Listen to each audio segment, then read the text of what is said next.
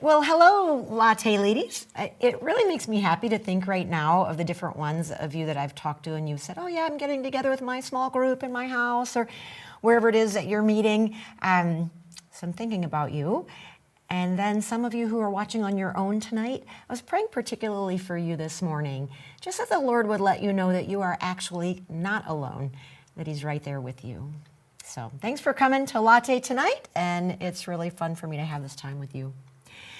Well, it would probably be safe to say that these have been difficult months. I don't hear anybody arguing with me about that. You know, it's even been hard for the birds. Did you hear about the wildlife park just outside of London? It's called Lincolnshire Wildlife Park. Let me tell you about this place. I just read about this. So in 1 week in September, there were 5 parrots donated to Lincolnshire Wildlife Park. Billy, Eric, Tyson, Jade, and Elsie. They all came to the park from different places. So here's the problem. After arriving at the park, these parrots started to swear and cuss at each other. And then they started to swear and cuss at the zoo customers, who started to swear and cuss back at the parrots.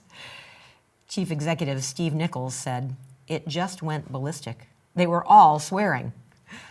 Well, it got so bad that the zoo had to remove the parrots from the public view and separate them from each other. The article goes on to say, zoo staff members are hoping that their language will get more family-friendly now that they are separated from each other. We know things are getting bad, right? When parrots start swearing and cussing at each other. And then when they start swearing and cussing at the visitors, and the visitors start swearing and cussing back at the birds. We know things are getting a little rocky. Probably it's safe to say that these have been difficult months, right? I mean, statistics are showing all kinds of increase in anxiety, increase in anger, all the things that are happening around us. But you know, sometimes in the middle of a difficult season, you can tell me if you think this is true when we talk next, in the middle of a difficult season, that's where we often find the most meaningful beauty.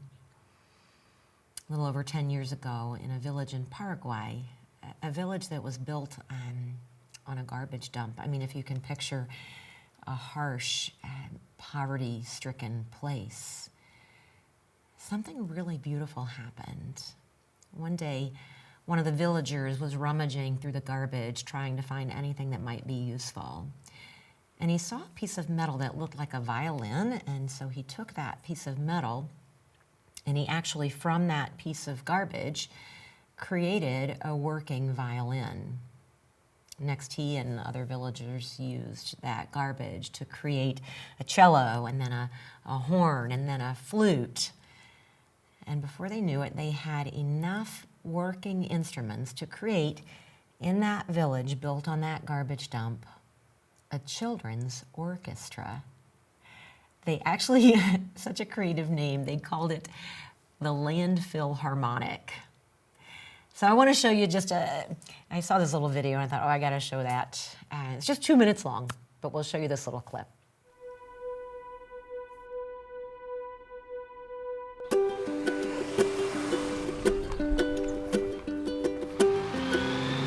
¿Entienden? Bueno, entonces tienen que atender.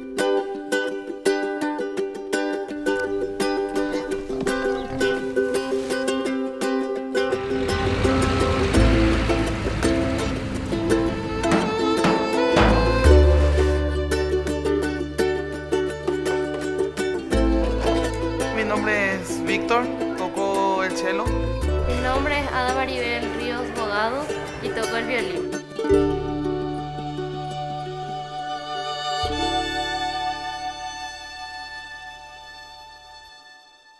Ahí va.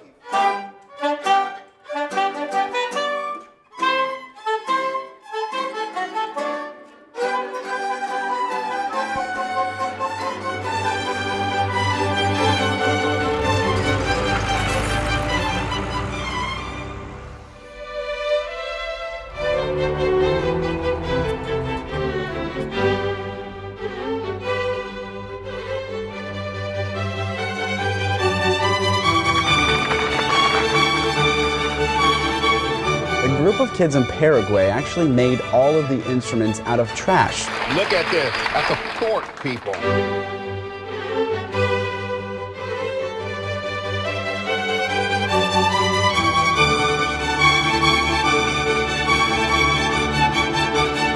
Let the gift of music shine through tonight on that stage.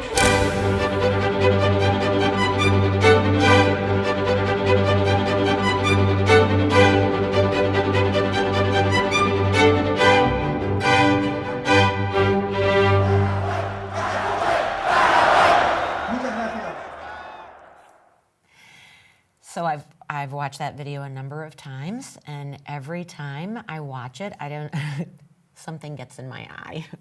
So if your eyes are not dry, you're not the only one.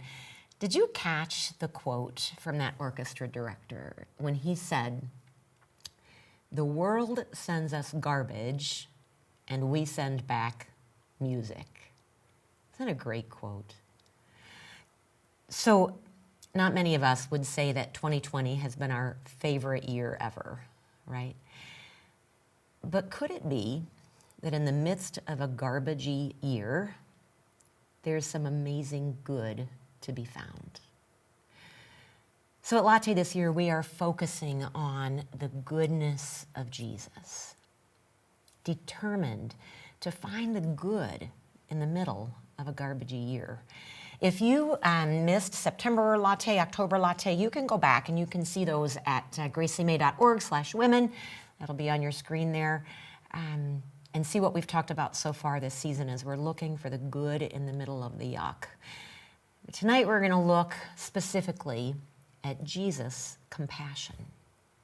And I can tell you, as I've been working on tonight's message for the last couple weeks, it's just been an amazing time for me that in the middle of all that's kind of like swirling around us, I've focused in on Jesus' compassion and reading about how he interacted with people when he lived here on earth. And it's just been such a blessing to me. So I hope that what we're looking at tonight will bless you like it has me. I love that we have this history of Jesus' life on earth. It just gives us a picture of what God is like, even today. So when we want to know what God is like, all we have to do is to read. What was Jesus like when he was here on earth? Because here's what the Bible tells us. It says that Christ is a visible image of the invisible God. I like sometimes I'll read a verse in the Bible and I'll think, I wonder how other translators, other paraphrasers have done this. And so in the Message, here's what that verse says. It says, we look at this Son, Jesus, and we see the God who cannot be seen. So what is God like? Well, all we have to do is look at Jesus. I've been so encouraged. It's been so life-giving to me these last several weeks as I've looked at this. So let's start by taking a look at Jesus' interaction with a woman who was going through a really horrible loss. I'll be reading from the book of Luke, which, if you're not real familiar with the Bible, it's a big book, but it's divided into 66 different parts, and each part is called a book, and each book is named either like by the person who wrote it or the person's written to or something like that. So we're reading from the book of Luke, which is a part of the Bible that tells us what Jesus was like when he lived here on the earth as a human. So here we go. We'll be reading from Luke chapter 7. Jesus went with his disciples to the village of Nain. I want to stop there just for a second. You're going to see on your screen a map. And Nain was a small village that was about 6 miles, they say, southeast of Nazareth. You can visit it today. And I mention this because I love the detail of the Bible, that these aren't just like made up stories, that they happen to real people in real places. It's real history. So that's the village of Nain. Let's go on from there. Jesus went with his disciples to the village of Nain with a great crowd following him. I want to stop again for a second there. You're wondering, how am I ever going to make it through this passage? But I just have to comment on that. I want us to ask the question, where did that crowd come from? It's interesting, if you read through the part of the Bible that tells about Jesus' life on earth, it seems like he's almost always with crowds of people because they came from all over to hear him teach and see how he interacted with people. He showed such compassion and love and power. I mean, you read about him, he's healing people, he's teaching things that were life-changing. He was no ordinary human. And because of that, he often had a great crowd following him. So, they're walking to this village. And as they're walking up to the village, there was a funeral procession that was coming out. So he approached the village gate. The funeral procession was coming out. The boy who had died was the only son of a widow, and many mourners from the village were with her. I love this part. When the Lord saw her, his heart overflowed with compassion. "Don't cry," he said. And then he walked over to the coffin and he touched it. Can you picture this? He walked over to the coffin and he touched it. And then he spoke to her and he said, "Don't cry." So picture that for a second. What are the crowds doing at this moment? What about the mom of the boy, all the mourners that were with her? How did they respond to this? I just kind of want to get this scene in our mind. Because then Jesus goes on and he says, "Young man, get up." I'm guessing you could have heard a pin drop when Jesus said these words. Like, he's talking to this boy in the coffin. What's going to happen? And then we read, "Then the dead boy sat up and began to talk to those around him, and Jesus gave him back to his mother." I wonder how the crowd reacted. Did they start to cheer? Was it just like so incredible that they didn't know what to say? Are they elbowing each other? Did you see what that guy just did? We don't know. But we do know this. We know that great fear swept through the crowd. And they praised God, saying, "A mighty prophet has risen among us. We've seen the hand of God at work today." The report of what Jesus had done then spread all over Judea and even out across the borders. Great fear. In some of the translations of the Bible, it translates that word a little differently, and they call it great awe. Well, I want to unpack this story a little bit, because when we see how Jesus interacted with that woman, we get a glimpse of who he is today. We get a glimpse of how God interacts with us today. So let's take a look. Who is the woman in this story? We know that she was a woman in pain. She was a widow. Some of you know the pain of that personally. And in Jesus' day, it was compounded even more by the fact that her husband was probably the main support, financial support for her, and now her only son was gone too. We know that there were many mourners with her, but I'm guessing that she was in so much pain, already widowed, and now her only son is gone. I'm guessing that in that pain, she felt very alone. You know what I'm talking about? How sometimes when we're hurting, we can be in a crowd of people, but we can still feel so alone.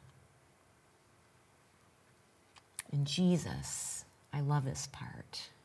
Jesus saw her. I love that. Jesus was surrounded by people, crowds, but he noticed, he saw the hurting woman.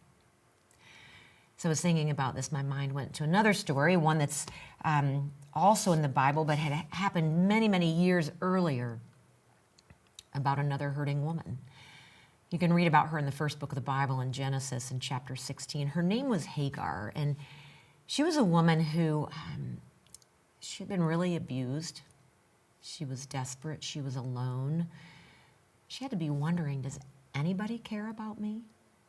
If I try to think, I was trying to think like what adjectives would describe how she was feeling at the point in the story where it picks up in Genesis 16. And I thought of some different things that might have described how she was feeling. Maybe she felt invisible, she felt vulnerable, she felt forgotten, she felt afraid. And I love what the Bible tells us. There she is in her vulnerability and her loneliness and her pain. And the Bible tells us that the angel of the Lord found her and that God spoke to her. I mean, not that she was lost and he had to find her, but found her in the sense that he came to where she was and he spoke to her. And do you know what he said? I think this is so significant. The first thing that God said to her was her name. He knew her name. He knew her as an individual with a name and with a story. And then she goes on. You can read about this in Genesis 16. She goes on, she has a conversation with God. And then this woman, alone, afraid, she gets to do what nobody else in Scripture gets to do. She gets to give God a name that we still remember today. You might see it. People have it on tattoos. And the name that she gave God was El Roi. And what that means, it's a Hebrew term, El Roi. It means the God who sees me. And she said to him, you are the God who sees me. And now I've seen the one who sees me. So let me ask you this tonight. Whatever the pressure points are in your life, whatever it is that's causing you pain, loneliness, anxiety, wherever you're hurting, do you know that God sees you? That He knows your name. I was in college when I first learned that I could have a relationship with God. And I was so eager to get to know God that I just started devouring this book. And I remember one time I was sitting in my apartment. I was in college and right there on campus, and just sitting there by myself. I was reading the Bible, reading the book of Jonah. And I remember just sitting there by myself and just starting to laugh out loud because I thought it was so funny that Jonah actually thought that he could run away from God. I mean, like God couldn't see where he was. But looking back on that, I think if we're honest, I wonder, do we really realize that God always sees us? I mean, do we really get that? I love how little kids, when they play hide and seek, they cover their eyes, and then they think that we can't see them. You know what I'm saying? I just always think that that's so precious. But I just do have to show you. I saw a couple funny pictures I have to show you. So, so this guy's trying to hide, not so successfully, right? And then how about this one? Don't you love those eyes? All right, I just had to show you those, sorry. I think sometimes we do that too. We try to hide, but we can't, because no matter where we go, no matter that there are 7+ billion people on the globe, God sees you. He knows your name. He knows everything about you. And here's what is really amazing, that not only does he see us, but Jesus feels with us. So we read earlier, when the Lord saw the widow in that funeral procession, his heart overflowed with compassion. It overflowed with compassion. So I want us to get this picture in our minds. So I want to park here just for a minute. I brought along a couple things with me. And I want us just to have a picture of what it looks like to overflow. I'm kind of a visual person. So his heart overflowed with compassion. Not just a little bit of compassion, not just a lot of compassion. Not even that his heart was full of compassion, but the Bible tells us that his heart overflowed with compassion, that it was more than he could contain. His heart overflowed with compassion. I want us to get that in our minds. It wasn't just a little bit. It was overflowing. So here, let me see if I can move this off of this little table without spilling it. Aha, success. It overflowed with compassion. Let's keep that picture in our minds, that image in our minds, because we're going to come back to that in a little bit. So I like sometimes when I'm reading the Bible, I like to look, originally the New Testament, this part of the Bible was written in Greek. So sometimes I'll go back to that Greek word and I'll look it up and I'll say, what were all the connotations? What feelings came along with that Greek word? So I looked up the word for compassion in this story about this widow, and you're going to see that word on your screen, and I am not even going to try to say that word, but you'll see it there. Maybe that's something you can do if you're with a small group. You can all try to say it and get some good laughs, but I'm not going to do it. But here's what comes with that word, the connotations of that word. It means to be moved. It's the deepest emotion. And so what it's telling us here is that Jesus didn't just see the widow and remain indifferent. He saw her and he felt with her. When Jesus saw a hurting person, he felt with her. It was like his stomach turned in knots. It tore him up on the inside. It was, that term we use sometimes, it was gut-wrenching. That's what real compassion is, right? It's not just something that happens in our head, that we think about it and then we remain indifferent to it. Real compassion is something that we feel. Jesus felt this woman's pain. I have a friend who, she lost her son in an accident. He was in his early 20s. And the depth of pain was just overwhelming. Some of you know that kind of pain.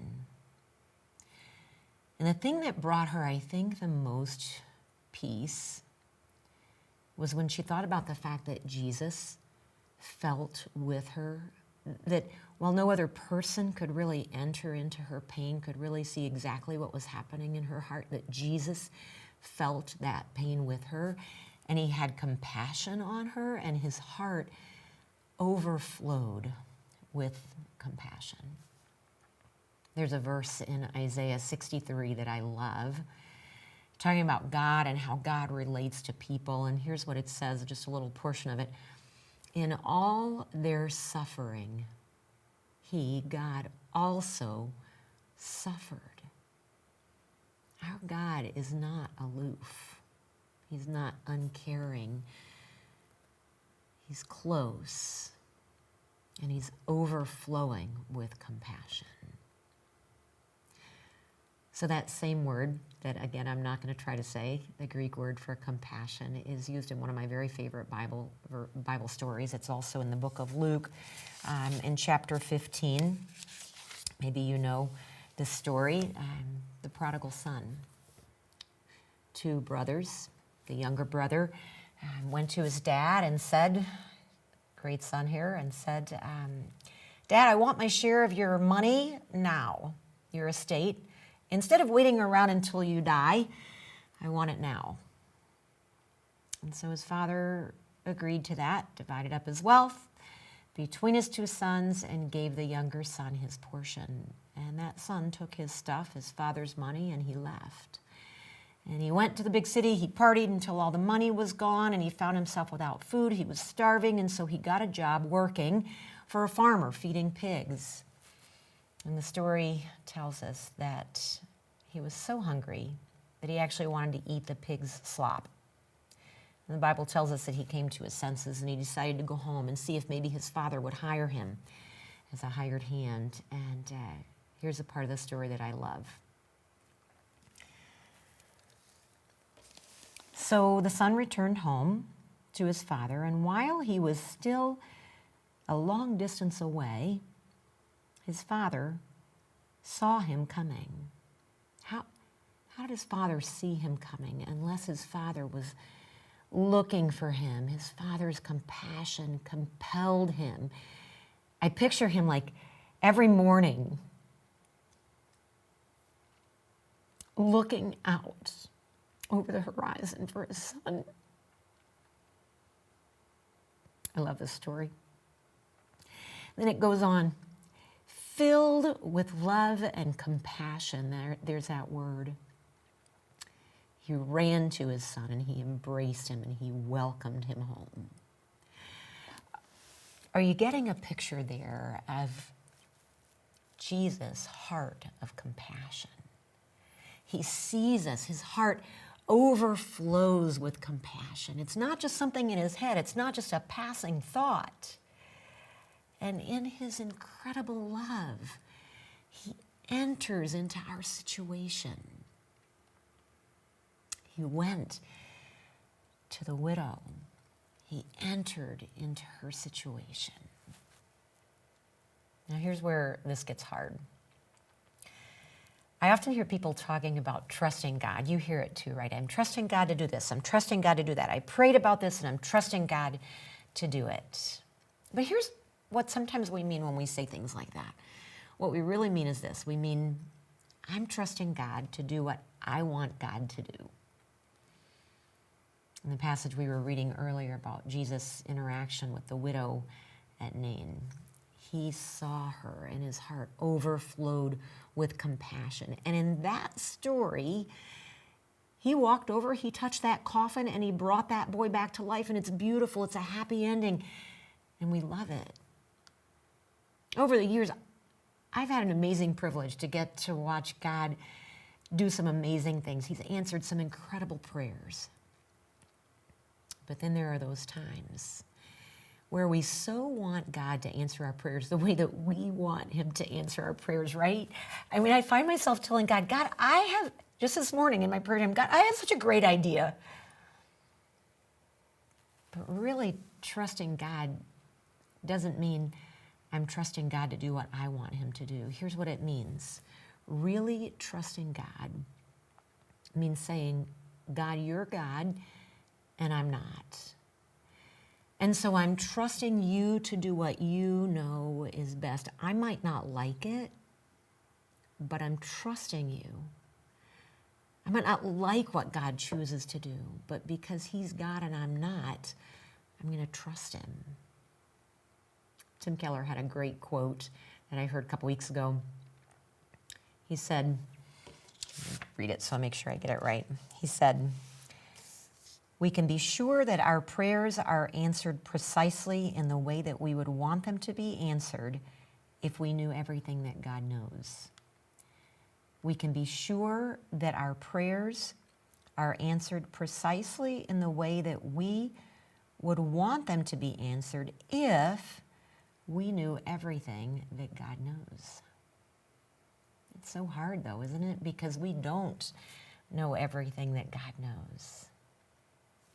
And that is why it's so important that we know God, that we spend time learning and thinking about his goodness, his compassion. There's an old song by Babby Mason that says, I'm not going to sing it for you, don't worry.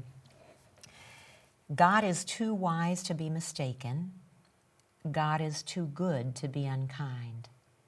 So when you don't understand, when you don't see his plan, when you can't trace his hand, trust his heart. It's so important that we get to know God's heart that overflows with compassion. You'll see in your notes right there, it'll say something like this. Sometimes God changes our circumstances. And sometimes he strengthens us and carries us through our circumstances. So what God is going to do in a given situation isn't for us to know. What he's going to do isn't for us to know. But the fact that God sees us, that his heart overflows with compassion. That he enters into our situation, that sometimes he'll change our circumstances and other times he'll carry us through. That we can know. Okay, so fair question. You're asking me, but Mary, what if I don't feel like that's true? What do we do when doubts come? Got a letter from a friend a while ago. Her son was born with a medical situation. And here's what she wrote. She said, I feel that my trust in the Lord is paper thin right now. When Eddie was initially diagnosed, I was convinced in my heart that God would heal him. I just knew it. Every time we went to a new specialist, I just knew that they would examine him and say, why was he sent here? There's nothing wrong with this boy. But as you know, that never happened. And with each surgery and with all the medical testing and procedures, my faith has slipped more and more. And then I heap guilt on myself for my lack of faith. And then she says, don't worry, I'm not walking around in my bathrobe and slippers all day, unable to cope with life. Actually, things are going well outwardly. It's just that my heart is so cold. So what would you say to my friend? How do you deal with that when your trust in the Lord is paper thin? What would you tell her? What do you tell yourself when you go through those times? Okay, so I'm going to be totally honest with you here. There are times when I have been praying for something, times when I really want God to do something, and I'll find myself thinking, oh, what difference does it make? I've been praying about this for years, and nothing has changed. Why even bother to pray? And you say, well, Mary, you do that? Yes, I do. It's a normal thing. Doubts are going to come. That's when I have to step back and I have to say, wait, my faith in God, in the God of the Bible, is not just an emotion-based faith. It's not about my feelings. It's not about God doing for me what I want him to do. My faith is grounded in history. I believe Jesus is who he claimed to be because historical facts substantiate what the Bible says. John and I were talking to someone the other day, talking about faith issues, and this person is a follower of Christ and a really good thinker, I mean a brilliant person. And he said something that really struck me. He said, if you can prove to me that Jesus didn't die and come back from the grave, I will walk away from Christianity right at that moment.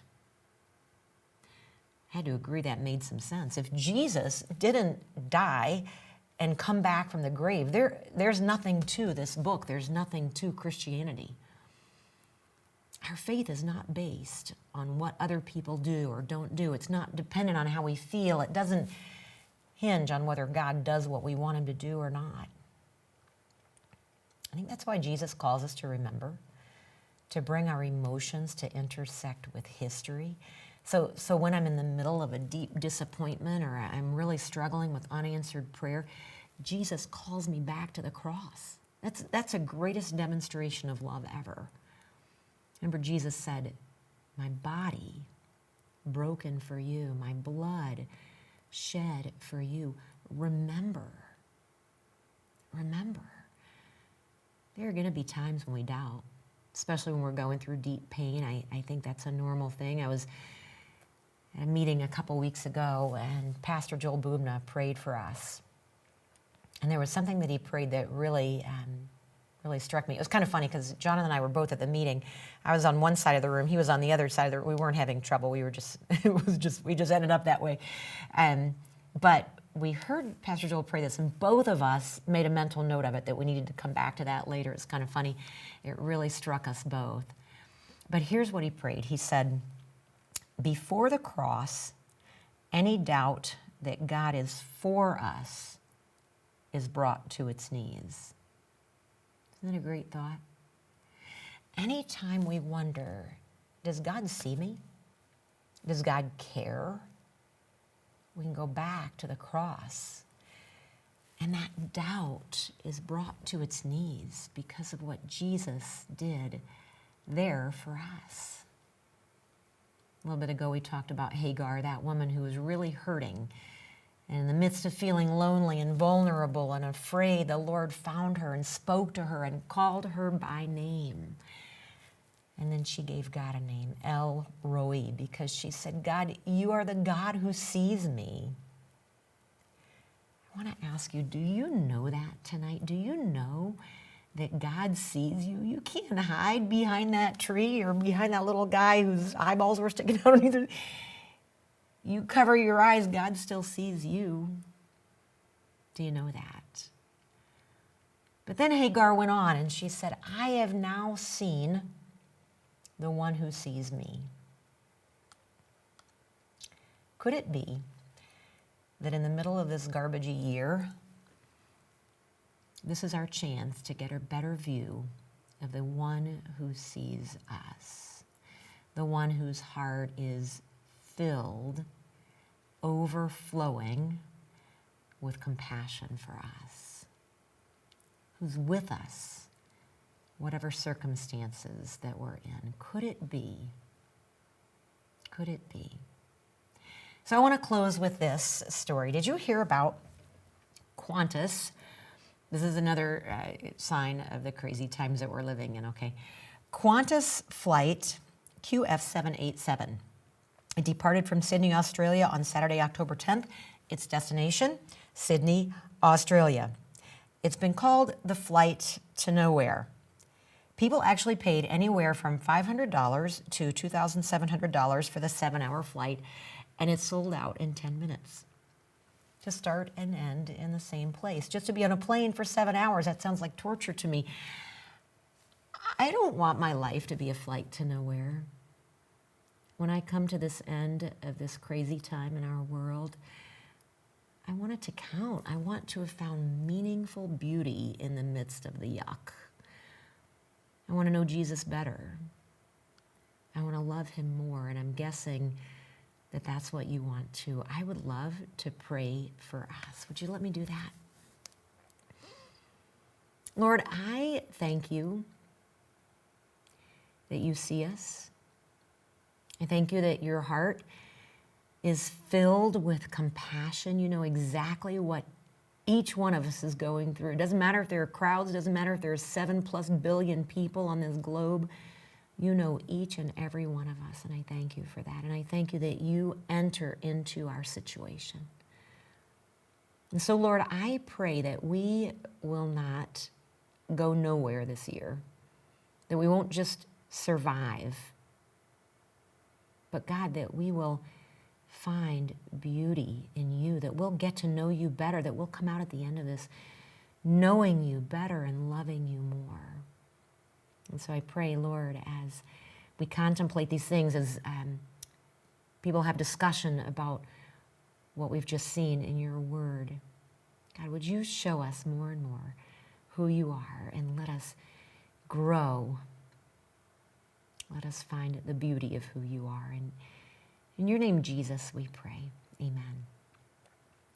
So just before we go, can we just say that memory verse? Can we just go back to Jesus' words that we talked about in September and October? Wherever you are, would you just say this out loud with me? Jesus' words, come to me, all you who are weary and carry heavy burdens, and I will give you rest. Take my yoke upon you. Let me teach you, because I am humble and gentle, and you will find rest for your souls. May it be that we find rest for our souls. Thanks for joining in with us tonight. God's blessings on you. Bye.